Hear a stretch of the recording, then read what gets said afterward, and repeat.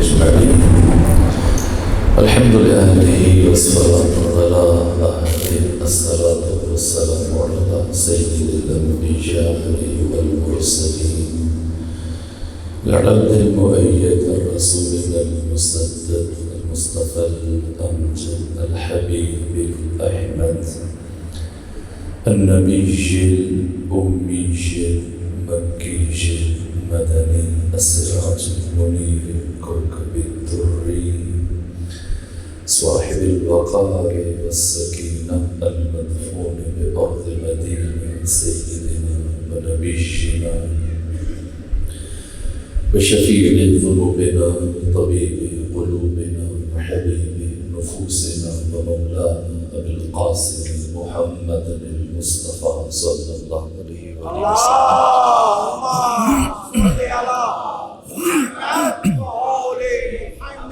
وآل بيته الأطيبين الأطهرين الأنجلين المعصومين المظلومين، رحمة الله على أحبابهم وأصحابهم وشيرتهم ومحبيهم ومواليهم أجمعين، ولعنة الله على أعدائهم ومنكري فضائلهم وغاصبي حقوقهم من جمع عذابهم إلى الآن، ومن الآن إلى قيام يوم الدين وبعد يوم الدين. أما بعد، فقد قال حق سبحانه في القرآن: بسم الله الرحمن الرحيم، والفجر وليال عشر والشفع والوتر والليل إذا يسر هل في ذلك قسم لذي حجر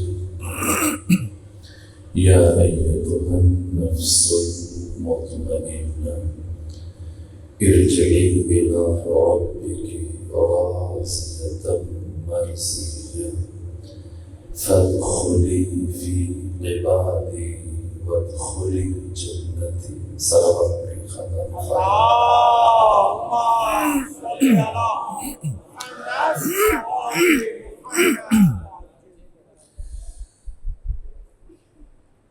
سیدہ سیدنا الحسین سلام اللہ علیہ کی جان خدا شہادت کی مناسبت سے منتقل خون حسین امام زمانہ کی برگاہ تعظیم پیش کرتا ہوں.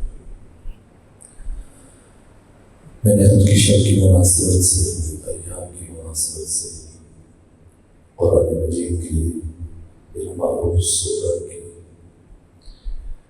9 آیتوں کی تلاوت کا شرف حاصل کیا. سورہ مبارکہ فجر قرآن مجید کا 99 نمبر سورہ. اس سے پہلے سورہ مبارکہ غاشیہ، اس کے بعد سورہ مبارکہ بلد ہے، پھر سورہ شمس اور سورہ لیل. سورہ مبارکہ فجر مکی سورہ ہے، یعنی ہجرت سے پہلے نازل ہوئی اور 30 آیتوں پر مشتمل ہے. اور ان 30 آیتوں میں سے پہلی 4 آیتوں میں حق تعالیٰ نے 5 قسمیں اٹھائی. قرآن مجید کی کل 114 صورتیں، جن میں سے 70 صورتوں کے شروع میں اللہ نے کوئی قسم نہیں اٹھائی، نہ وصف میں. لیکن ان 114 میں سے 44 صورتیں وہ ہیں کہ جن میں حق تعالیٰ نے قسمیں اٹھائی. قرآن مجید کی کل قسموں کی تعداد 118 ہے. ان 44 صورتوں میں سے بعض صورتوں کے شروع میں اللہ نے صرف ایک قسم اٹھائی، جیسے سورہ مبارکہ عصر. کچھ صورتوں کے شروع میں اللہ نے 2 قسمیں اٹھائیں، جیسے سورہ ضحیٰ. کچھ کے شروع میں 3 قسمیں اٹھائیں، جیسے سورہ عادیات. کچھ صورتوں کے شروع میں اللہ نے 4 قسمیں اٹھائی ہیں، جیسے سورہ مبارکہ 3. اور کچھ سورتوں کے شروع میں حق تعالیٰ نے 5 قسمیں اٹھائیں جسے خود سورہ مبارکہ فجر، 5 کے بعد پھر اللہ نے اس سے زیادہ قسمیں فقط ایک سورہ میں اٹھائیں، اور وہ ہے سورہ مبارکہ شمس، جس کی کل 15 آیتیں ہیں، اور 15 میں سے پہلی 7 آیتوں میں یعنی آدھے سورہ میں اللہ نے مسلسل بغیر وقفے کے 11 قسمیں اٹھائیں۔ سورہ مبارکہ شمس کے بعد وہ سورہ جس میں قرآن مجید میں سب سے زیادہ قسمیں اٹھائی گئی سورہ فجر، اور اس سورہ فجر سے متعلق امام صادق کی بیان فرماتے ہیں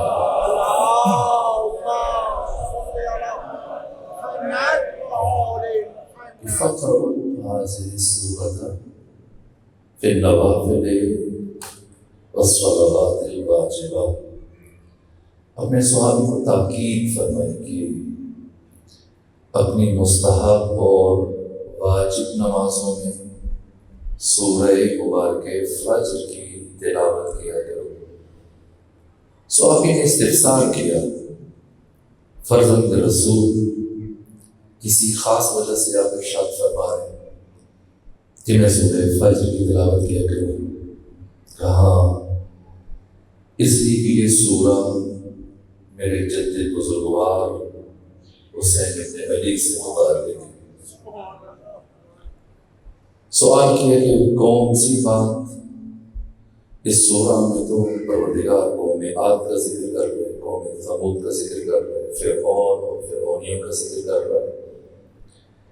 فرمایا سورہ کے آغاز میں اور پھر سورہ کے اختتام پر پروردگار جو فرما رہے یا ایتھا النفس المطمئنہ، اس نفس مطمئنہ سے مراد میرے جد بزرگوار حسین بن علی علیہ السلام۔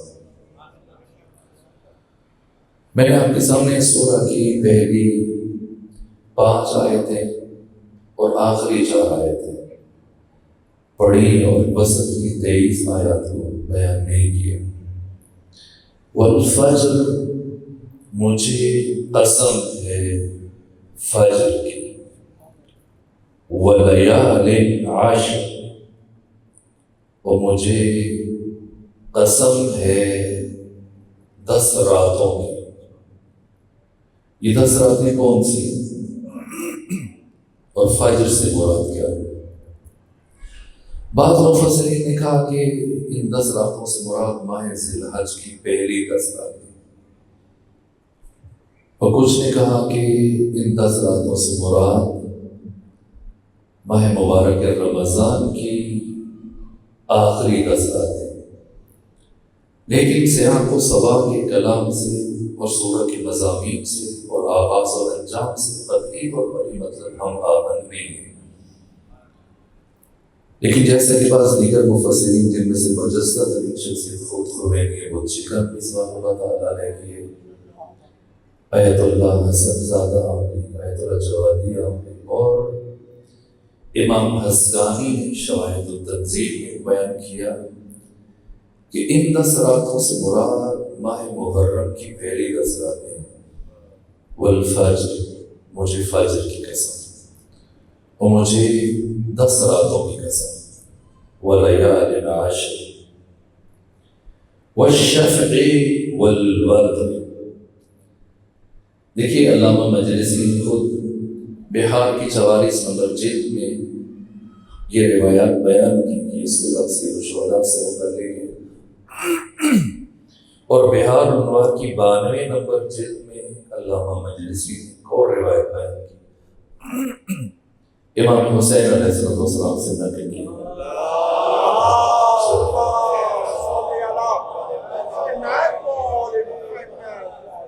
کیا اسلام آباد میں مل کے صلوات پڑھنے کا رواج ختم ہو گیا؟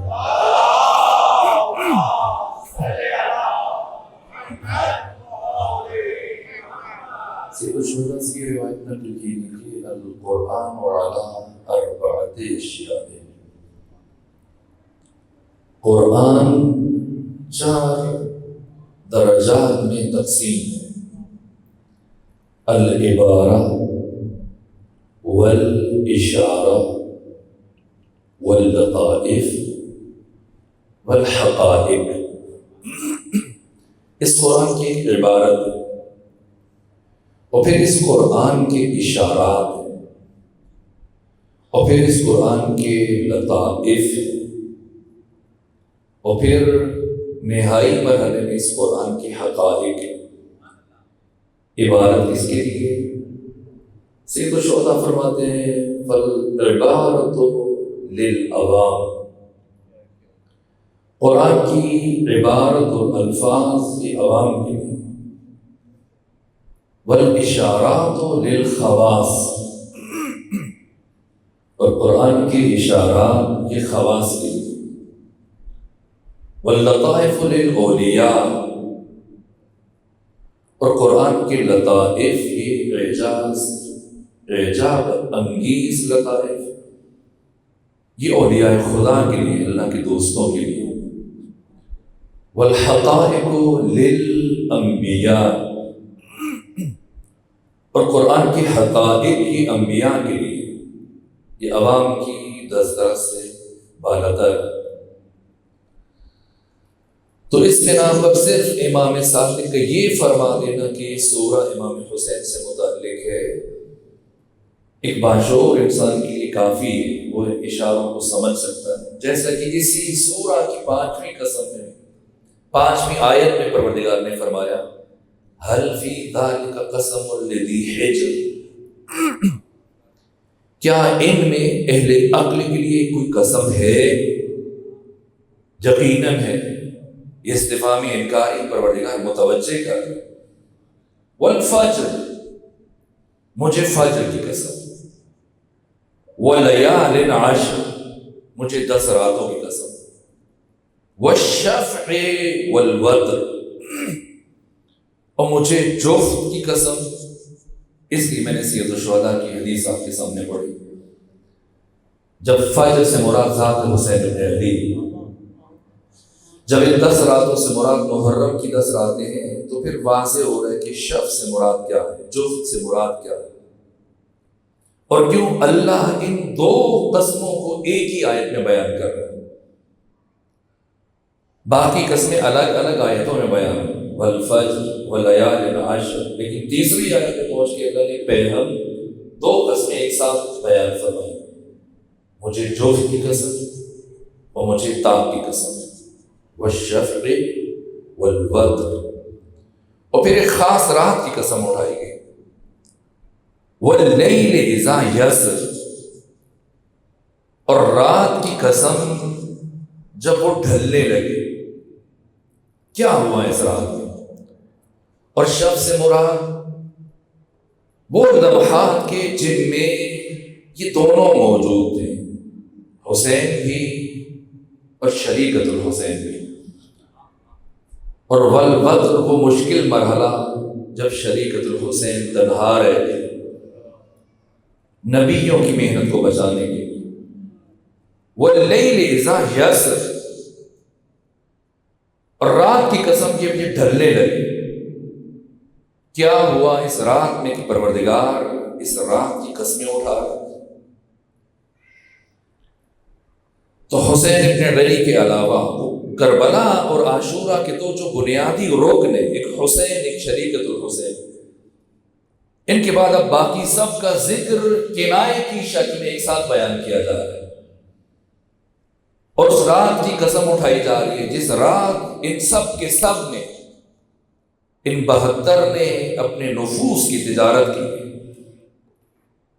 آخر سوال ہے کہ کیوں پیغمبر گرامی اسلام کے 1.5 لاکھ سے زائد صحابہ کرام، سلمان فارسی سے لے کر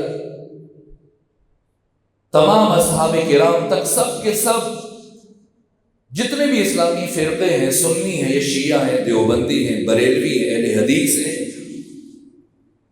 سب کے سب جب اصحاب رسول کا ذکر کرتے ہیں تو ان کے احترام میں رضی اللہ تعالی عنہ کہتے ہیں۔ خواہ سلمان ہیں، حتی ابو ذر ہیں، مقداد ہیں، حذیفہ ہیں، ابن عباس ہیں، ابن مسعود ہیں، ایسے نہیں کہ اہل سنت ان کو علیہ السلام کہتے ہیں، نہ وہ بھی ان کو رضی اللہ کہتے ہیں، اور ہم بھی انہیں رضی اللہ کہتے ہیں۔ تو پھر یہ حسین کے اصحاب کون ہیں کہ جنہیں دنیا علیہ السلام کے نام سے یاد کرتی ہے؟ آخر کیوں ختمی مرتبہ کے صحابہ کرام رضی اللہ ہیں، اور کیوں حسین ابن علی کے صحابہ علیہ السلام ہیں؟ یہ علیہ السلام جیسا کہ کسی صاحب نے کہا کہ یہ تو کوئی اتنی بڑی بات نہیں، ہم ایک دوسرے پر بھی سلام بھیجتے ہیں، اگر کہ علیک السلام، علیکم السلام، سلام علیکم، سلام علیہ، تو اگر علیہ السلام کہہ دیا تو کیا بات ہے؟ نا، علیہ السلام سے مراد میرے اور آپ کے سلام کی بات نہیں ہو رہی، یہ مخفف، یعنی سلام اللہ علیہ، یہ وہ ہیں کہ جن پہ اللہ سلام بھیجتا ہے۔ کیوں کیا کیا؟ یہ 72 کون ہیں؟ کیا ہم ان 72 میں تقسیم رکھتے ہیں کہ حبیب جو بچپن سے حسین کے ساتھ ہے یہ تو علیہ السلام ہے، اور جناب زہیر ابن قین جو چند دن پہلے آپ کے کاروان میں شامل ہوئے یہ علیہ السلام ہو گئے، اور باقی عابس ابن شبیب شاکری اور زہیر ابن قین اور حجاج بن مسروق اور سعید بن عبداللہ حنفی اور دیگر برجستہ صاحب، آپ کے مسلم ابن اوسجا، باقی شخصیتیں، چلیں یہ تو پہلے سے ہیں۔ تو حر ابن یزید الریاحی کہ جو 5 منٹ سے زیادہ آقا حسین کے پاس نہیں رکا، حتیٰ امام حسین نے جناب حر کو بیٹھنے کے لیے بھی نہیں کہا، ادھر حر ابن یزید تشریف لائے اور بس اتنا کہا، آنکھوں پہ پٹی تھی اور ہاتھ بندھے ہوئے تھے، اور بیٹے غلام سے کہا کہ مجھے لے جاؤ، اور جب آئے تو ایک بات کہی کہ فرزند رسول کیا مجھے معافی مل سکتی ہے؟ کیا میری توبہ قبول ہو سکتی ہے؟ اب حسین ابن علی یا تو یہ کہہ دیں کہ نہیں ہو تم قابل معافی نہیں ہو، جو کہ جو کچھ ہوا تمہاری وجہ سے ہوا، تم نہ روکتے تو آج ہمیں یہ دن نہ دیکھنا پڑتا، یا کہہ دیتے کہ میں نے تمہیں معاف کر دیا، لیکن نہ یہ فرمایا کہ آپ قابل معافی نہیں ہو، اور نہ یہ فرمایا کہ میں نے آپ کو معاف کیا۔ آپ سیرت اور تاریخ اور مقتل کی تمام کتابیں اٹھائیے، سب نے یہی لکھا ہے، جیسے ہی جناب حر نے عذر خواہی کی اور معافی طلب کی، حسین ابن علی نے کیا فرمایا؟ فرمایا حر جا، اللہ نے تجھے معاف کیا۔ حسین خود مشیت خدا ہے، حسین خود رضا خدا ہے، حسین اللہ کی مشیت کا مظہر ہے۔ تو یہ حر جو چند لمحے آپ کے پاس رکا، اور سید العلماء علامہ علی نقی نقل اس کی وجہ یہی بیان کرتے ہیں کہ کیوں، ورنہ کچھ دیر روک لیتے، بٹھاتے، کچھ گفتگو کرتے، اور باقی اگر مسلم ابن اوسجا یا باقی شہداء کچھ وقت لگتا تھا ان کو اجازت دیتے ہوئے، لیکن حر ابن یزید کو حسین ابن علی نے بلا فاصلہ روانہ کیا۔ کیوں؟ کہ اس لیے کہ کربلا میں مرنے سے زیادہ مشکل کام جینا تھا، اور جو جتنی دیر تک جیے گا اس کی مصیبتیں زیادہ ہوں گی۔ تو جب حر پہلی مرتبہ آیا تھا 2 محرم جب سامنا ہوا تھا، اس دن پانی موجود تھا، تو حر کو بھی پیش کیا گیا، اس کے 1000 ساتھیوں کو پیش کیا گیا، حتیٰ اس کے گھوڑوں کو بھی پانی پلایا گیا۔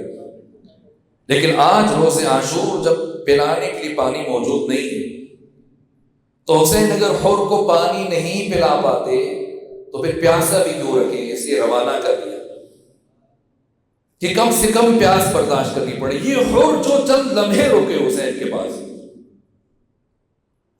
یہ بھی علیہ السلام ہے۔ ایسا نہیں کہ باقی 71 کی نسبت ہم کہیں گے کہ وہ علیہ السلام ہے اور حر علیہ السلام نہیں ہے، یہ رحمت اللہ علیہ یا رضی اللہ تعالی عنہ ہے۔ آخر کیوں یہ حسین کے ساتھی علیہ السلام بنے، اور کیوں اس رات کے ڈھلنے کی پروردگار قسم اٹھا رہا ہے؟ تو ان 2 راتوں کو ذرا آپس میں ملا لیجیے، ایک شب ہجرت اور ایک شب عاشور۔ ایک تجارت شب ہجرت وقوع پذیر ہوئی اور ایک تجارت شب عاشور وقوع پذیر ہوئی۔ شب ہجرت بھی ایک انسان نے، وَمِنَ النَّاسِ مَن يَشْرِي، لوگوں میں سے ایک ایسا بھی ہے جس نے بیچا اپنی جان کو، نفسہ، خود کو بیچا، اپنی جان کو بیچا۔ کیا خریدا؟ مرضات اللہ۔ وہ علی جو دوسرے تمام لوگوں کو یہ فرماتے ہیں کہ تمہارے نفس کی کم از کم قیمت جنت ہے، اس سے کم پہ خود کو نہ بیچنا۔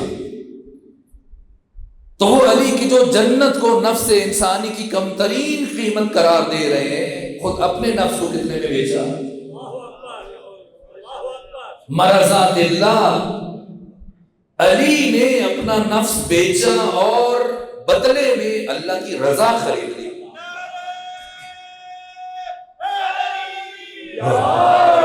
اللہ کی مشیت خریدی ہے، حق تعالیٰ کی رضا۔ تو علی نے شب ہجرت اپنا نفس بیچا اور کیا خریدا؟ مشیت الہیہ، رضا خدا۔ تو جب علی نے شب ہجرت اپنا نفس بیچ دیا تو اب نفس علی کہاں ہے؟ کہاں ہے؟ خدا کے پاس۔ علی نے تو بیچ دیا نا، اور اب اللہ کی رضا کہاں ہے؟ علی کے پاس۔ تو اب نفس علی خدا کے پاس ہے اور رضا خدا علی کے پاس ہے۔ تو اب اگر کسی نے علی سے بیعت لینی ہے تو خدا کے پاس جائے، چونکہ نفس علی وہاں ہے۔ اور اگر کسی کو تاریخ میں رضی اللہ بننے کا شوق ہے تو پھر وہ علی کے دروازے پہ آئے۔ جس کا سر علی کے دروازے پہ جھک جائے گا وہ رضی اللہ ہے، اگر نہیں جھکے گا تو لعنت اللہ ہے۔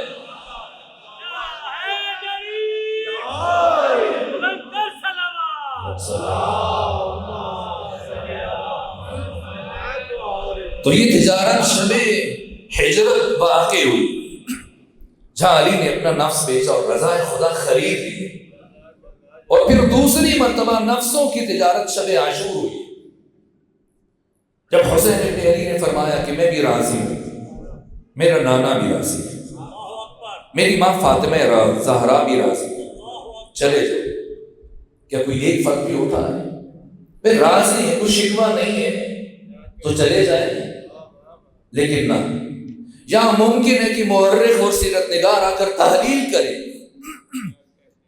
کہ جو بیٹھے تھے حسین کے دامن میں اس لیے نہیں اٹھ رہے تھے کہ سب کے سب حسین ابن علی کو جنت کا مالک اور سردار سمجھتے تھے کہ مبادا اگر اٹھ گئے تو جنت ہاتھ سے نکل جائے گی۔ اب حسین نے دوسری ضمانت جاری کی، جاؤ میں تجھے جنت کی ضمانت دیتا ہوں۔ کوئی مفتی یا مولانا جنت کی ضمانت دے رہا ہے نا، مالک جنت، سردار جنت، وارث جنت، جنت کی ضمانت دے رہا ہے،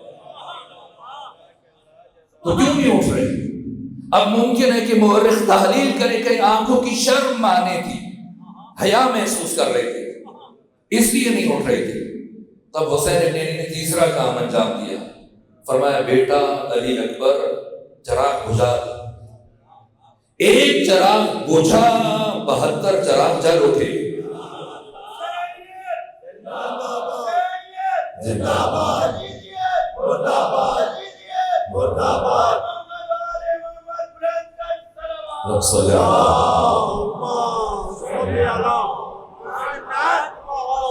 اور حسین ابن علی کے خیام میں گریے کی آواز بلند ہوئی اور ایک ایک سپاہی اٹھ کے اپنی وفاؤں اور اپنی ایثار اور اپنی وفاداری کا یقین دلا رہے ہیں۔ سب سے پہلے حبیب اٹھے، فرزند رسول، آپ فرما رہے کہ ہم چلے جائیں، بس آپ ایک بات کا جواب دے دیجیے، ہم چلے جاتے ہیں۔ ہم کیسے آپ کو چھوڑ کے چلے جائیں؟ اگر آج جائیں تو قیامت کے دن آپ کے نانا محمد مصطفیٰ اور معاشر میں آپ کی ماں فاطمہ کو کیا منہ دکھائیں گے؟ اور اس کے بعد کھڑے ہو زہیر ابن قین، کہا فرزند رسول یہ دنیا فانی، اور اس نے بہت جلد فنا ہو جانا ہے۔ اے رسول اللہ کے بیٹے، اگر فرض کر لیا جائے کہ یہ جہان ابدی ہے، اس نے ہمیشہ رہنا ہے، اور ساتھ میں یہ بھی فرض کر لیا جائے کہ ہم نے بھی اس جہان میں ہمیشہ رہنا ہے، تب بھی ہم اپنی جانیں آپ کے قدموں پر قربان کر دیں گے۔ اور یہ عابد ابن شبیب شاکری کھڑے ہوئے کہ فرزند رسول، اگر مجھے تیر و تبر و نیزہ و شمشیر کے ساتھ اس طرح سے قتل کیا جائے کہ میرا جسم ٹکڑوں میں تقسیم ہو جائے، اور پھر سارے ٹکڑوں کو جمع کر کے جلا دیا جائے، اور جلانے کے بعد اس راکھ کو بکھیر دیا جائے اور پھر زندہ کیا جائے، اور پھر اسی طرح سے مارا جائے، ایک روایت میں 70 مرتبہ، ایک روایت میں 70,000 مرتبہ، 70,000 مرتبہ مجھے اسی طرح سے زندہ کیا جائے، مارا جائے، پھر زندہ کیا جائے، تب بھی میری صرف ایک خواہش ہو کہ میں اپنی جان کو آپ کے قدموں کے اوپر قربان کر دوں۔ اور یہ سعید بن عبداللہ حنفی ایسا جواب، میں نے ایڈوارڈو کا جملہ کبھی نقل کیا تھا، شیخ ایڈوارڈو کہتے ہیں علی زین العابدین خدا سے ایسے مانگتے ہیں کہ اللہ کے پاس بھی انکار کا راستہ نہیں چھوڑتے۔ اور شب عاشور سعید بن عبداللہ حنفی نے ایسی بات کی کہ حسین آپ فرما رہے ہیں ہم چلے جائیں، ہم چلے جاتے ہیں، آپ ہماری بس ایک بات کا جواب دے دیجئے کہ جن افراد کو ان کی ماؤں نے پیدا ہی اسی دن کے لیے کیا تھا، وہ آپ کو تنہا چھوڑ کے کیسے چلے جائیں؟ فرمایا جزاکم اللہ عنی خیر الجزا۔ اور اس کے بعد تاریخی جملہ ارشاد فرمایا انی لا اعلم اصحابا اوفا من اصحابی، میرے علم میں نہیں ہے کوئی بھی ایسے اصحاب جو میرے اصحاب سے زیادہ باوفا ہو۔ یہ جو حسین فرماتے ہیں، یہ اصحاب حسین کائنات انسانی کے وفادار ترین صحابی۔ بچوں کے آگے بڑھنا اس لیے رک کر ایک جملہ، اور ہم جیسے جاہر، جیسے علی علیہ السلام فرماتے ہیں علم ایک نقطہ تھا، جاہروں نے پھیلا دیا، لیکن کچھ معذوق اور اہل علم اور اہل ادب افراد ایسے ہوتے ہیں جو سمندر کو کوزے میں سمو دیتے ہیں۔ جیسا کہ مرحوم شخصیت جو معروف ہے، اس عمدگی کے ساتھ اس حقیقت کو بیان کیا، مرحوم اظہر حسن زیدی، کسی نے ان سے پوچھا کہ حضرت بتائیے اصحاب رسول میں اور اصحاب حسین میں کیا فرق تھا؟ تو کچھ فرق نہیں تھا، بس ایک چھوٹا سا فرق تھا۔ تو تعجب سے پوچھا کہ کیا فرق تھا؟ کہ بس آؤ اور جاؤ کا فرق تھا۔ کہ کیا مطلب؟ کہ یہ مطلب ہے کہ رسول مسلسل 9 سال جنگوں میں بلاتے رہے، آؤ، کوئی نہیں آیا۔ حسین ساری رات فرماتے رہے جاؤ، کوئی نہیں اٹھا۔ یہ وہ ہیں کہ جنہوں نے اپنی جانوں کا سودا کیا ہے، تجارت کی ہے۔ شب عاشور جنت تو مل چکی ہے، اور جب حسین نے کہا کہ میں راضی ہوں، میرے نانا راضی اور میری ماں فاطمہ راضی، تو مقام رضا میں بھی آ چکے ہیں اور رضی اللہ بھی بن گئے اور جنت بھی مل چکی ہے، تو اب کیوں بیٹھے؟ کیا لینے کے لیے؟ حسین کے پاس جس طرح سے شہید مرتضیٰ مطہری فرماتے ہیں کہ دعائے کمیل میں علی نے بشر کو سکھایا کہ کس طرح سے خدا کو مانگا جائے۔ شب عاشور یہ کیوں بیٹھے ہیں؟ یہ حسین سے خدا مانگ رہے ہیں، یہ معرفت خدا مانگ رہے ہیں، یہ عشق خدا مانگ رہے ہیں، اور اس منزل پہ آئے، اب ان پہ خدا سلام بھیج رہا ہے۔ اور ایک وہ روایت ہے جو میں بیان نہیں کروں گا، ممکن ہے بعض افراد کے لیے پریشانی بن جائے۔ شہداء کربلا کے میں خود جب پڑھا تو میں حیران ہو گیا، ان کا درجہ کیا ہے، ان کا مقام کیا ہے۔ ایک شہر میں نے یہ روایت پڑھی، خود خمینی خود شکر نے نقل کیا، لیکن بس اوقات افراد پریشان ہو جاتے، اس لیے میں اب گریز کر جاتا ہوں۔ ان کا درجہ ہے، ان کا مقام، یہ جو جوش ملی آبادی نے کہا، اس میں قطعی طور پر کچھ مبالغہ نہیں ہے۔ جو کہا کہ سر فرشتوں کے یہاں آج بھی خم ہوتے ہیں، ایسے انسان رسولوں میں بھی کم ہوتے ہیں۔ والفجر واللیال العشر والشفع والوتر والجاء ایتها النفس المطمئنہ۔ یہ خدا براہ راست حسین سے خطاب کر رہا ہے، اے نفس مطمئنہ، ارجعی لوٹا، الی ربک اپنے رب کی طرف، اس حال میں راضیۃ مرضیہ کہ خدا تجھ سے راضی ہے، تو خدا سے راضی ہے۔ یہ منزل رضا، یہ مورد بحث ہے۔ اس کا مطلب کیا ہے؟ رضا بے قضا، حسین نے بھی فرمایا، اور قرآن سورہ فجر، راضیۃ مرضیہ فادخلی فی عبادی، اے نفس مطمئنہ آؤ اور میرے بندوں میں داخل ہو جاؤ۔ یہ کون ہے؟ میرے بندے۔ یہ عبد کیا ہے؟ عبد وہ بلند ترین درجہ ہے کہ تشہد میں بھی ہم رسول اسلام کی رسالت اور نبوت کی گواہی سے پہلے آپ کی عبودیت کی گواہی دیتے ہیں، یہاں تک جب پروردگار شب معراج اپنے محبوب کو اس انتہائی بلندی پر لے کے گیا تو یہ نہیں فرمایا کہ سبحان الذی اسری برسولہ بحبیبہ بنبیہ، نہ، فرمایا سبحان الذی اسری بعبدہ۔ سبحان اللہ، ہم بات کی بات کہتے ہیں سبحان اللہ، خدا نے اپنی بات کے آغاز میں فرمایا سبحان اللہ، پاک ہے وہ ذات جس نے سیر کرائی اپنے آپ کو۔ عبد ہونا اور ہے، عبد خدا ہونا اور ہے۔ اس حقیقت کو مرحوم اقبال نے بیان کیا ہے کہ عبد دیگر، عبدہ شیء دیگر، عبد اور ہے، عبدہ اور ہے۔ کیا فرق ہے عبد میں؟ اب تو ہم سب ہیں، عبدہ کون ہے؟ عبد دیگر، عبدہ شیء دیگر، عبد اور ہے، عبدہ اور ہے۔ ان سراپا انتظار، ان منتظر، عبد وہ ہے جو کوئی طور پہ جا کے حق تعالیٰ کی تجلی کا انتظار کر رہا ہے، اور عبد وہ ہے جس کا عرش پر انتظار کیا جا رہا ہے۔ فادخلی، اللہ اکبر، یا رسول اللہ،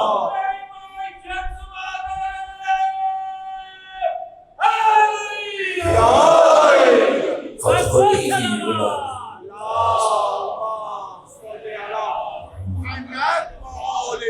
فادخلی فی عبادی وادخلی جنتی۔ اس جنت سے کیا مراد ہے؟ کیا یہ مفہوم جنت یکساں ہے؟ اس میں فرق ہے، اس کے درجات ہیں، ایسی مراتب مقام ہے، اب اس کی بات کی گنجائش نہیں ہے۔ کیا ایتھا النفس المطمئنہ، کون ہے جو اس نفس مطمئنہ کا مصداق ہے؟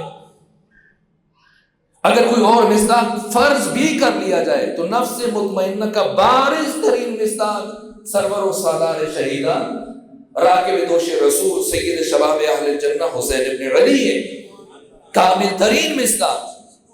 یہاں تک کہ دشمنوں نے گواہی دی ہے کہ نفس مطمئنہ، ورنہ قرآن بیان کرتا ہے انسان کی توان اور انسان کی جرأت اور شجاعت کی جو آخری حد بیان کی قرآن نے، کہ مسلمانوں اگر تمہارے مقابلے میں 2 آ جائیں تب بھی جہاد کرو، اور 3 آ جائیں، 4 آ جائیں، 5 آ جائیں، تب بھی اللہ کی فتح و نصرت پہ یقین رکھو، لڑو۔ یہاں تک کہ اگر تمہارے مقابلے میں 1 کے مقابلے میں 9 آ جائیں تب بھی لڑو۔ لیکن قرآن فرماتا ہے کہ ایک بشر کی آخری حد اور توان اور شجاعت کی آخری مقدار 10 افراد ہے۔ اگر 10 سے زیادہ آ جائیں تو پھر جہاد ساکت ہے، ممکن نہیں ہے۔ آپ دیکھ لیجیے کوئی انسان اس سے زیادہ افراد سے نہیں لڑ سکتا۔ یہ فلمیں ہم جب بنا لیتے ہیں، ڈرامے بناتے ہیں، حتی جس طرح سے ایرانیوں نے ایک بنائی جناب مسلم بن عقیل سے متعلق، تو اس میں کیمرے کی جتنی بھی مہارت ہو، لیکن ایک انسان بیک وقت اس سے زیادہ افراد سے نہیں لڑ سکتا۔ لیکن نہیں معلوم یہ کربلا والے کون ہیں؟ خود مسلم ابن عقیل جو تنہا 500 افراد کے ساتھ لڑے۔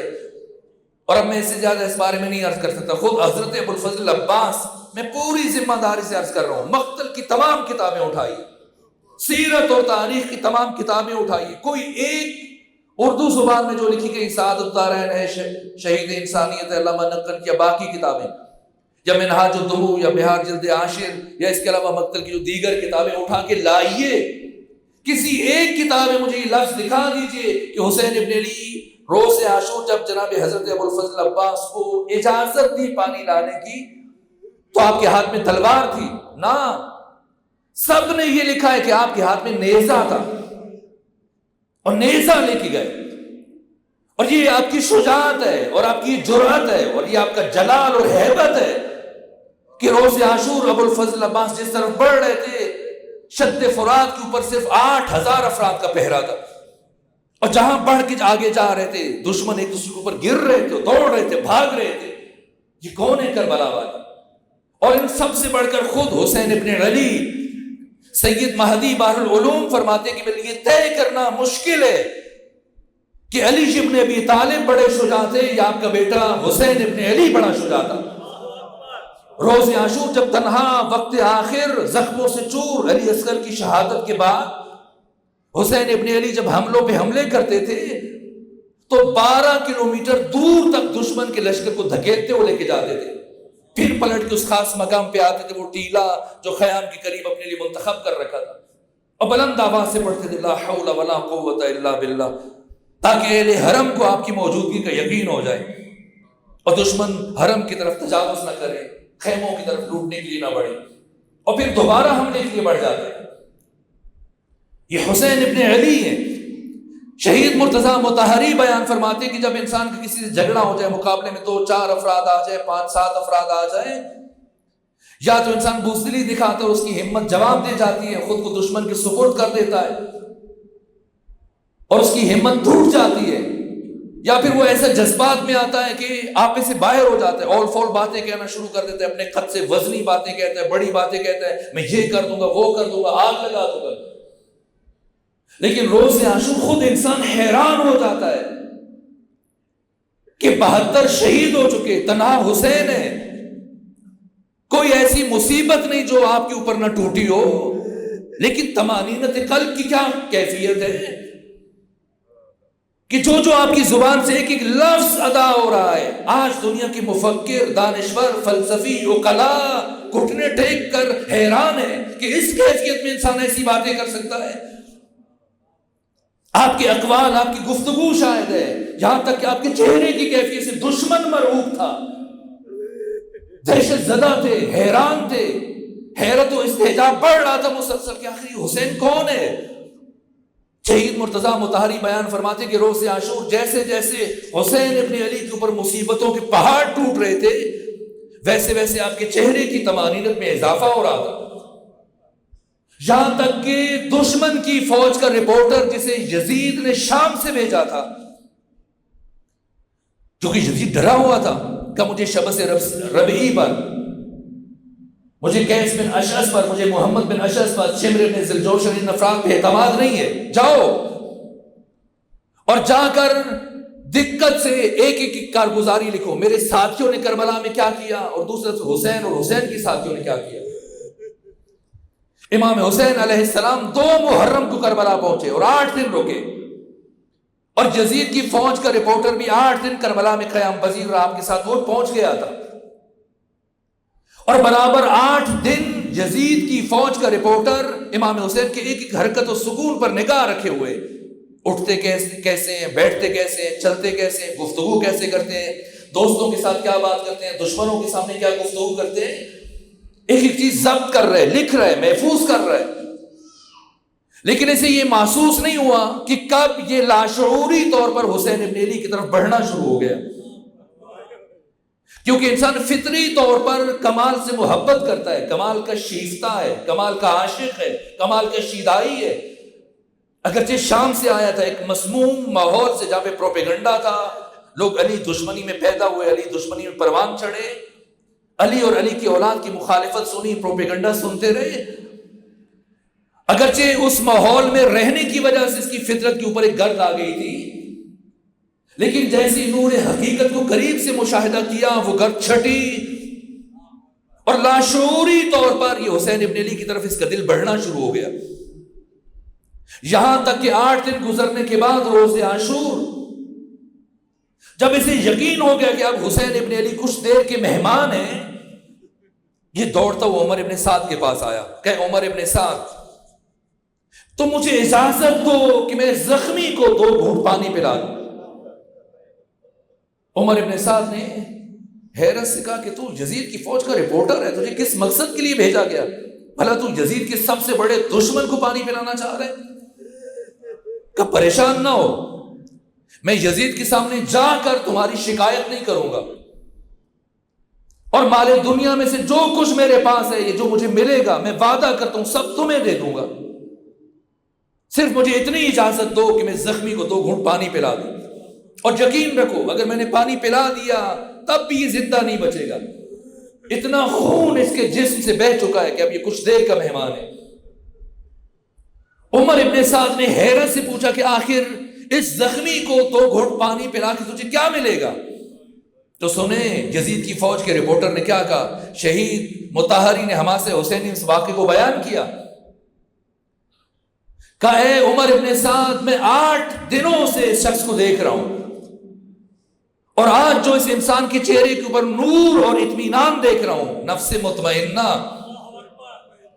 تو مجھے یقین ہو چلا ہے کہ اللہ کا انتہائی خاص بندہ ہے، اور اگر میں پانی لے جاؤں اور یہ پانی کا جام قبول کر لے اور 2 گھونٹ پانی پی لے اور ایک نگاہ کرم میرے چہرے پر ڈال دے، تو مجھے یقین ہے اللہ میرے پچھلے تمام گناہوں کو معاف کر دے گا، اور پروردگار جنت کو میرے اوپر واجب قرار دے دے گا۔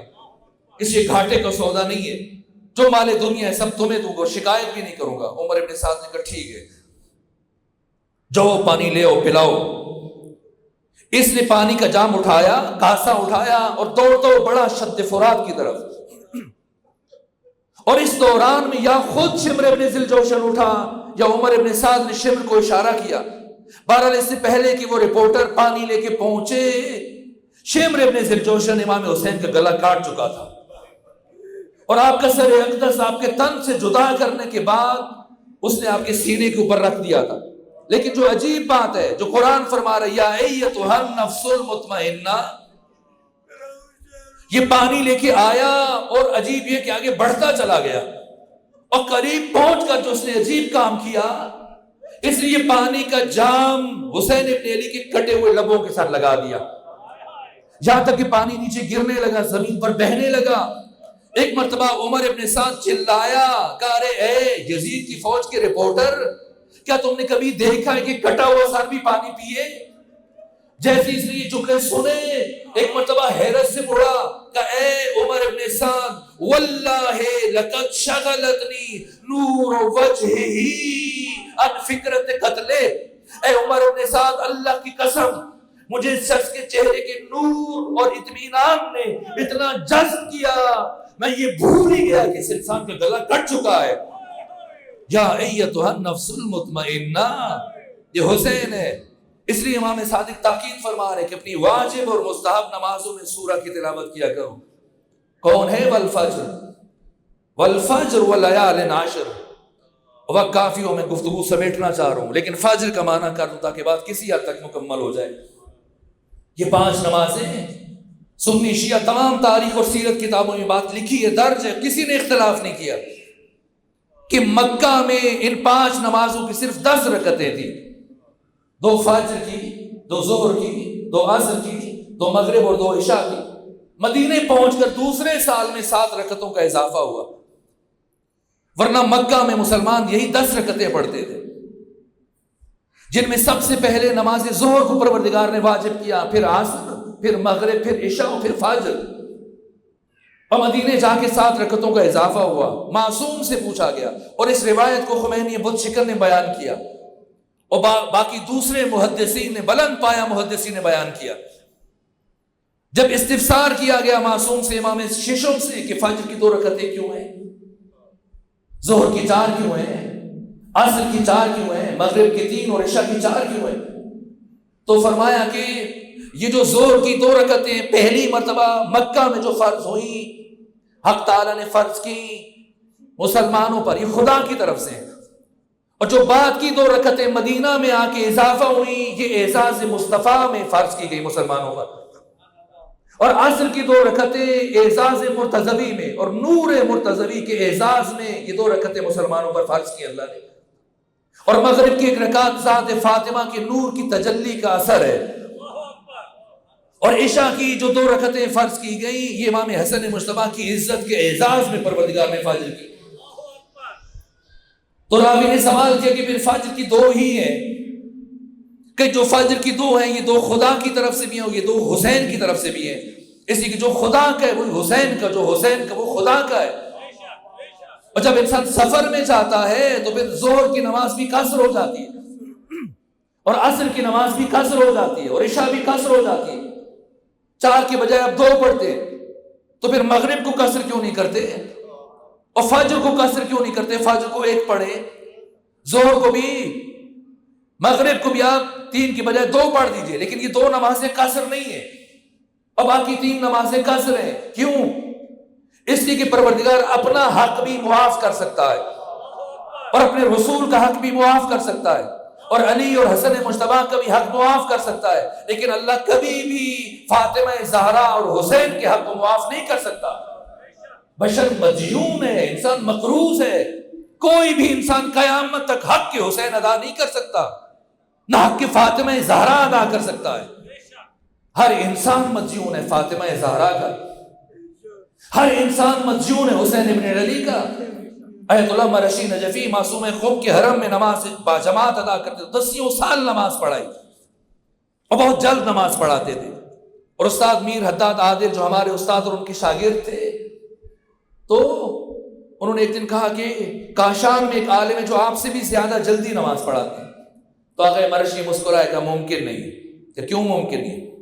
کہ اس لیے کہ میں نماز میں جب جماعت کراتا ہوں تو صرف واجب پڑھتا ہوں، واجبات کو ادا کرتا ہوں اور مستحب نہیں پڑھتا، مستحبات کو چھوڑ دیتا ہوں۔ تو اگر کوئی مجھ سے بھی جلدی نماز پڑھائے گا اس کا مطلب یہ ہے کہ پھر وہ واجبات میں سے بھی کسی کو چھوڑتا ہوگا، تو یہ ممکن نہیں ہے۔ تو آقا مرشی جب نماز جماعت پڑھاتے تھے فرادہ تہجد، 70 سال نماز تہجد قضا نہیں کیے، اور آپ کی وصیت میں جملے موجود ہیں کہ جس جائے نماز پر میں نے 70 سال مسلسل نماز شب پڑھی ہے اسے میرے ساتھ دفن کرنا، اور جو باقی وصیتیں۔ لیکن جب نماز جماعت پڑھاتے تھے بہت جلدی پڑھاتے تھے، لیکن ایک عجیب کام جو انجام دیتے تھے، وہ آذان اور اقامت کے بعد ہمیشہ یہ ذکر پڑھتے تھے، کیا؟ السلام علی الحسین وعلی علی ابن الحسین وعلی اولاد الحسین وعلی اصحاب الحسین وعلی الارواح التي حلت بفنار۔ میر حداد عادل نے پوچھا کہ آقا مرشی جب باقی سارے مستحبات چھوڑ دیتے ہیں تو پھر یہ ذکر آپ نے کبھی نہیں چھوڑا؟ کہ اس لیے کہ میں احسان فراموش نہیں ہوں کہ میں نماز پڑھوں اور اسے بھلا دوں جس نے یہ نماز مجھ تک پہنچائی ہے۔ یہ جتنی بھی عبادات ہیں، یہ جو کچھ ہمارے ہاں حرمتیں، رشتوں کی جو قدریں ہیں، جو دین ہے، جو کچھ بھی ہے، سب حسین کی وجہ سے اور حسین کی ماں فاطمہ زہرا کی وجہ سے۔ اور روز عاشور حسین ابن علی کے صحابی نے متوجہ کیا کہ قیامت تک کوئی بشر حق کے حسین ابن علی ادا نہیں کر سکتا۔ آپ کے اصحاب میں سے برجستہ ترین، بس اسی بات ختم کر رہا ہوں، سعید بن عبداللہ حنفی۔ کتنا سفر کیا سعید بن عبداللہ حنفی نے؟ 6,500 کلومیٹر کا سفر طے کیا ہے۔ سب سے پہلے کوفہ سے عمائدین کوفہ کے خطوط کی کھیپ لے کے گئے 12 رمضان کو 60 ہجری میں۔ جب یہ مکہ پہنچے امام حسین کے پاس تو 300 فرسخ کا فاصلہ طے کیا، اور 15 رمضان المبارک کو جب امام حسین نے مسلم بن عقیل کو سعید بن عبداللہ حنفی اور قیس بن مسار سیدابی کے ساتھ روانہ کیا اور فرمایا کہ مدینے سے ہوتے ہوئے جانا ہے کوفہ، تو یہ 300 فرسخ سے بھی زیادہ ہو گیا، تو کتنا ہوا؟ 600 فرسخ۔ اور تیسری مرتبہ مسلم بن عقیل کا خط لے کے پہنچے امام حسین کے پاس مکہ میں 900 فرسخ، اور چوتھی مرتبہ امام حسین کا خط لے کے آئے مکہ سے کوفہ مسلم بن عقیل کے لیے 1200 فرسخ، کم از کم یعنی 6,500 کلومیٹر، 6,500 کلومیٹر فاصلہ طے کیا۔ آپ کے باقی ساتھی قیس بن مسہر سیدابی کے علاوہ صحرا میں سب مر گئے۔ یہ مشکل ترین سفر ہے صحرا کا، ریت میں سے پیاس برداشت کرنا۔ یہ 6,500 کلومیٹر کا سفر طے کرنے والے صحابی، اور 3 دن کے بھوکے اور 3 دن کے پیاسے، اور شب عاشور ساری رات جاگ کر خندق کھودتے رہے۔ 5 گز گہری اور 5 گز چوڑی خندق حسین کے صحابیوں نے شب عاشور کھود دیے، تاکہ صبح جب حسین رخصت ہو دن میں تو ایسا نہ ہو کہ دشمن اچانک سے چاروں طرف سے حملہ آور ہو جائے۔ بس ایک راستہ چھوڑا گیا جہاں سے اصحاب حسینی گزر سکے اور واپس آ سکے۔ باقی خندق کھودتے رہے ساری رات، اور پھر جھاڑیاں کاٹ کے لائے، خاردار جھاڑیاں، اور اس خندق کو خاردار جھاڑیوں سے بھر دیا۔ اور جب امام حسین رخصت آخر کے موقع پر نکلے تو ان جھاڑیوں کو آگ لگا دی تھی تاکہ دشمن اچانک سے حملہ آور نہ ہو سکے۔ اتنا طویل سفر کیے ہوئے، رات کے جاگے ہوئے، 3 دن کے بھوکے اور پیاسے سعید بن عبداللہ حنفی، اور جب روز عاشور ابو ثمامہ ساعدی نے امام حسین سے کہا فرزند رسول زوال ہو رہا ہے، جی چاہتے کہ آپ کی ابتدا میں آخری نماز پڑھ لیں۔ امام حسین نے ابو ثمامہ کی طرف دیکھا، بس ایک جملہ ارشاد فرمایا، کہا شرک اللہ من المصلین، اللہ تجھے نمازیوں میں معشور کرے۔ اے ثمامہ جاؤ زہیر ابن قینقین کو ہمراہ لے جاؤ اور جا کے عمر سعد سے کہو کہ ہمیں نماز پڑھنے کی اجازت دو۔ عمر سعد نے اجازت دی، لیکن اس کے بیٹے نے کہا کہ عمر سعد کیا کر رہے ہو؟ اگر ابھی نماز کی اجازت دی تو جس بات پہ جس نعرے کی بنیاد پر ان سے جنگ کر رہے ہو وہ بنیاد ختم ہو جائے گی اور تمہارے سپاہیوں کا ایمان متزلزل ہو جائے گا۔ انہیں نماز پڑھنے کی اجازت نہ دو، کہو تمہاری نماز قبول نہیں ہے۔ عمر ابن سعد نے اپنے بیٹے کو شاباش دی اور کہا اے ابو ثمامہ اور زہیر جاؤ حسین سے کہو تمہاری نماز قبول نہیں ہے کہ تمہیں نماز پڑھنے کی اجازت دے دی جائے۔ اور اب حسین خیام کے اندر بھی نماز پڑھ سکتے تھے، لیکن امام حسین نے اپنی نماز کے لیے اس مقام کو میدان کربلا کو مخصوص کیا اور نماز خوف ادا کی ہے۔ نماز خوف اس لفظ سے یہ نہ سمجھیے کہ ڈر یا خوف کی حالت میں، نہ، یہ ایک فقہی اصطلاح ہے۔ وہ نماز جو میدان جنگ میں ادا کی جاتی ہے اور اس وقت ادا کی جاتی ہے جب مسلمانوں اور کافروں کے آپس میں جنگ ہو جائے۔ مولا متقیہ نے اپنے عہد خلافت میں 3 جنگیں لڑی ہیں، صفین، جمل، نہروان، لیکن کسی جنگ میں نماز خوف ادا نہیں کی ہے۔ روز عاشور حسین ابن علی نے نماز خوف پڑھ کر یہ اعلان کر دیا کہ خبردار کوئی مورخ میرے دشمن کو مسلمان نہ لکھے، حسین کے مقابلے میں آنے والا کوئی مسلمان نہیں ہے۔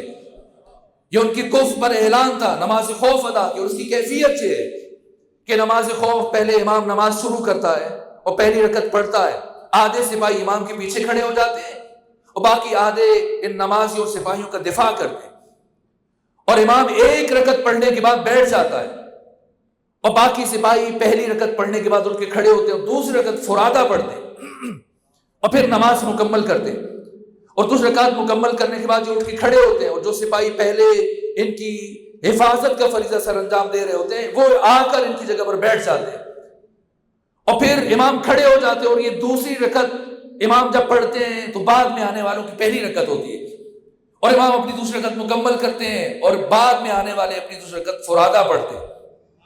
یہ نماز خوف روز عاشور میدان کربلا میں امام حسین نے نماز خوف ادا کی، اور ادھر امام حسین نے نماز شروع کی اور آپ کے سامنے 2 شخصیتیں ہیں، اور وہ شخصیت جو بالکل آپ کے سامنے ہے یہ سعید بن عبداللہ حنفی ہے۔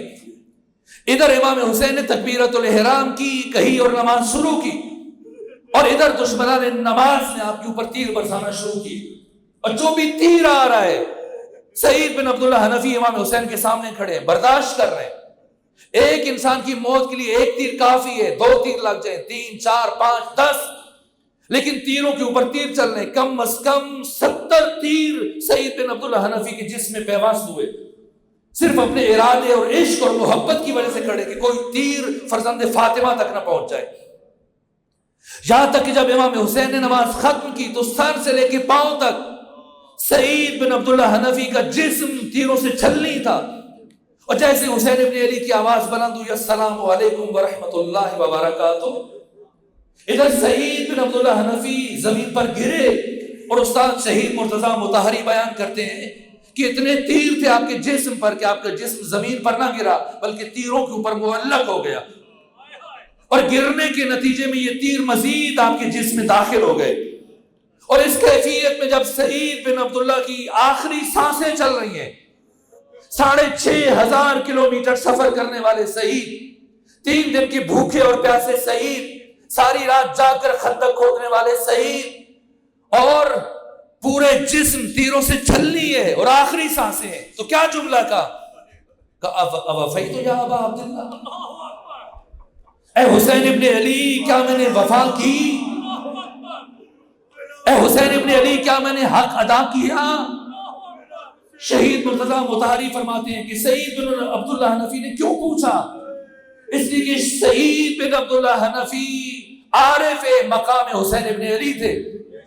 وہ جانتے تھے کہ اتنا کچھ کر کے بھی حسین ابن علی کا حق ادا نہیں کیا جا سکتا. بشر حسین کا حق ادا نہیں کر سکتا. بشر مدیون ہے.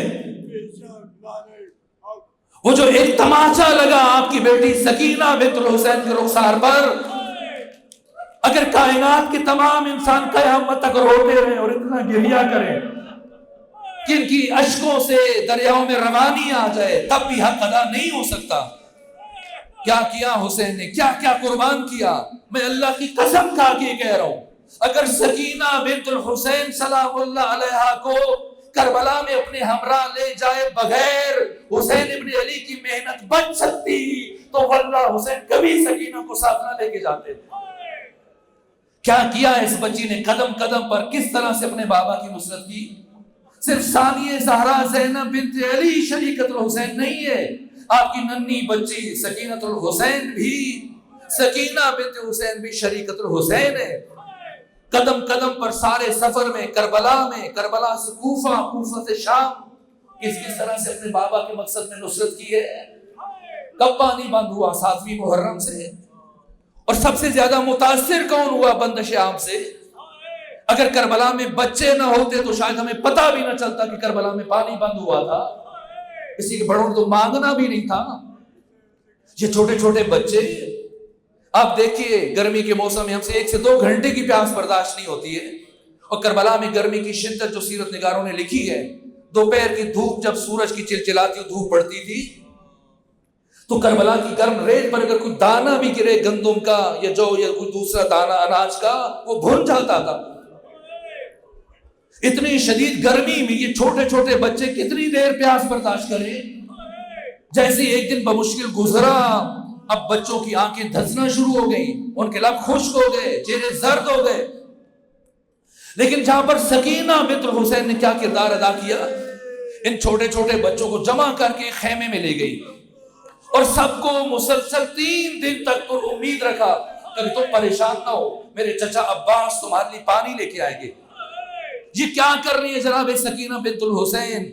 یہ کون سا کردار ادا کر رہی ہیں؟ یہ اپنے بابا کی نصرت کر رہی ہیں. سکینہ جانتی ہے کہ میرے بابا حسین امام ہے، کائنات کے حساس ترین انسان ہے. اگر کوئی چھوٹا بچہ جس کا چہرہ زرد ہو چکا ہے، جس کی آنکھیں دھنس چکی ہیں، جس کے لب خشک ہیں، اگر یہ العطش کی آواز بلند کرتا ہو باہر چلا گیا اور میرے بابا حسین کی نگاہ اس کے چہرے پر پڑ گئی تو میرے بابا کے دل کو تکلیف ہوگی. اپنے بابا کو دکھی ہونے سے بچانے کے لیے مسلسل 3 دن تک جناب سکینہ نے یہ کردار ادا کیا. اور پھر روز عاشور جناب سکینہ کی معرفت اور عشق خدا اور توحید خدا کے ساتھ آپ کی محبت کا کیا معیار ہے. امام حسین روز عاشور بچیوں سے، بچوں سے، خواتین سے جب رخصت ہوئے، مجھے یہاں پہنچ کر بھی مرحوم اثر زنجیتی کا ایک خوبصورت جملہ یاد آتا کہ وقت آخر امام حسین علیہ السلام جب رخصت ہونے لگے تو ثانیہ زہرا نے ایک عجیب کام کیا. کیا کیا؟ ایک سے بیوہ خواتین کو، اپنی بہنوں کو، اپنی بھابھیوں کو، باقی خواتین کو ایک صف میں کھڑا کیا اور دوسری صف میں یتیم بچوں اور بچیوں کھڑا کیا، اور پھر خواہش کی آقا حسین کی کہ آپ ہمارے درمیان سے گزر کے جائیے اور یوں رخصت ہوئیے. ثانیہ زہرا نے حسین ابن علی سے یہ خواہش کیوں کی؟ تو وہ مثال دیتے ہیں کہ جب ایک ملک کا سربراہ دوسرے ملک میں جاتا ہے تو اس کے آنے کے اعزاز میں دوسرے ملک کا سربراہ اپنی افواج کو پیش کرتا ہے، وہ اسے سلامی پیش کرتے ہیں، گارڈ آف آنر دیا جاتا ہے. اب حسین ابن علی اپنا جہاد مکمل کر کے رخصت ہو رہے اور اب ثانیہ زہرا کے جہاد کا آغاز ہونا ہے. تو اب ثانیہ زہرا حسین ابن علی کو اپنی فوج کا معائنہ کروا رہی ہے کہ حسین ذرا اپنی بہن زینب کی فوج پر ایک نگاہ ڈال لو کہ جس فوج ویا سکینۃ ویا رباب ویا جاریۃ امی فضا علیکن من السلام، سب سے رخصت ہوئے، سب کو سلام کیا، آگے زین فرس کے اوپر تشریف فرما ہوئے اور اپنے ذوالجناح کو ہیڈ لگائی. لیکن آپ کا ذوالجناح، میں جناب سکینہ کی معرفت کا ایک پہلو عرض کروں، جیسی ایڑ لگائی آپ کا ذوالجناح اپنے مقام پہ رکا ہے فرمایا ہے میرے فرس با وفا، میں جانتا ہوں تو بھوکا بھی اور پیاسا بھی ہے، لیکن یہ میری آخری خدمت ہے، میں اس کے بعد تجھے زحمت نہیں دوں گا، لیکن آپ کا ذوالجناح اپنے مقام پہ جمع ہے۔ ایک مرتبہ حسین نے فرمایا ہے میرے فرس با وفا، جب سب نے وقت آخر ساتھ چھوڑ دیا تو کیا تو بھی میرا ساتھ چھوڑ دے گا؟ اب گھوڑے نے اپنا چہرہ اپنے پچھلے سموں کی طرف موڑ دیا۔ حسین نے مڑ کے دیکھا، عجیب قیامت کا منظر تھا۔ نیچے اترے، کیا دیکھا؟ حسین کی چھوٹی بیٹی سکینہ گھوڑے کے پچھلے سموں سے لپٹی ہوئی ہے اور یہ فرما رہی ہے ذوالجناح میرے بابا کو دشمنوں کے مجمع میں نہ لے جانا۔ حسین زمین پر تشریف لائے، سکینہ کو اٹھایا، سینے سے لگایا۔ میں نے پڑھا حسین کبھی اپنی بیٹی کے رخسار چومتے ہیں، کبھی پیشانی چومتے ہیں، کبھی ہاتھ چومتے ہیں، کبھی کانوں کی بوسے لیتے ہیں۔ اور جب بہت وقت گزر گیا، کبھی باپ اپنی بیٹی کو سینے کے ساتھ بھینچ لیتا ہے، کبھی بیٹی اٹھ کر اپنے بابا کے گلے میں باہیں ڈال دیتی ہے۔ جب کافی وقت گزر گیا، حسین نے فرمایا بیٹی سکینہ اب مجھے میدان جنگ میں جانے کی اجازت دو۔ کہ بابا میں آپ کو میدان جنگ نہیں جانے دوں گی، کسی کی جو بھی صبح سے گیا واپس نہیں آیا۔ کہ بیٹی جانے دو، شاید تمہارے لیے پانی لے کے آ جاؤں۔ کہ بابا چچا عباس بھی یہی کہہ کے گئے تھے، مجھے اب پانی نہیں چاہیے۔ اب جب حسین ابن علی نے یہ محسوس کیا کہ جناب سکینہ کسی طور مجھ سے الگ نہیں ہوں گی، تب حسین جیسے حساس امام کبھی زبردستی اپنی سکینہ جیسی بیٹی کو خود سے الگ نہیں کر سکتے۔ اب حسین ابن علی نے اپنی تربیت کا اثر آزمایا اور قیامت تک آنے والے انسانوں کو اپنی بیٹی سکینہ کا تعارف کروایا۔ ایک مرتبہ فرمایا بیٹی سکینہ آپ کو پتا ہے کہ کیوں آپ کی ولادت ہوئی تھی؟ اے سکینہ آپ جانتی ہیں آپ کی ولادت کیوں ہوئی تھی؟ کہ نہیں بابا مجھے نہیں معلوم۔ کہ سنو سکینہ، میں نے اپنی تہجد کی نمازوں میں، میں نے اپنی نماز شب کی دعاؤں میں آپ کو رو رو کر اپنے اللہ سے یہ کہہ کر مانگا تھا کہ پروردگار تو مجھے ایک ایسی بیٹی عطا فرما جسے میں بہت زیادہ چاہوں، جسے میں بہت زیادہ پیار کروں، جس کے بغیر گھر مجھے اچھا نہ لگے، لیکن اے پروردگار اگر کبھی تیرے دین پر مشکل وقت آ جائے، وہ میری جدائی برداشت کرے، اس کے رخسار پر تماچے لگے وہ صبر کرے، اسے تازیانے مارے جائیں وہ صبر کرے، اس کے دامن میں آگ لگے وہ صبر کرے، اس کے کانوں سے گردے نوچے جائیں وہ صبر کرے۔ حسین ابھی یہ جملے ادا کر رہے تھے اور سکینہ اٹھ کے کھڑی ہو گئی۔ کہا بابا جائیے،